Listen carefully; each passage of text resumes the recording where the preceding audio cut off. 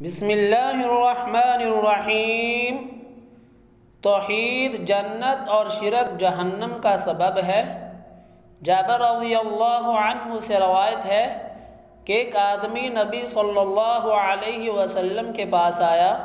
اس نے کہا، اے اللہ کے رسول صلی اللہ علیہ وسلم، دو واجب کر دینے والی چیزیں کون سی ہیں؟ نبی صلی اللہ علیہ وسلم نے فرمایا، من مات لا یشرک باللہ شیئا دخل الجنہ ومن مات یشرک باللہ شیئا دخل النار۔ جو آدمی اس حال میں مرا کہ کسی کو اللہ کے ساتھ شریک نہیں کرتا تھا، جنت میں داخل ہوگا، اور جو اس حال میں مرا کہ اللہ کے ساتھ کسی کو شریک کرتا تھا، جہنم میں داخل ہوگا۔ صحیح مسلم کتاب الایمان۔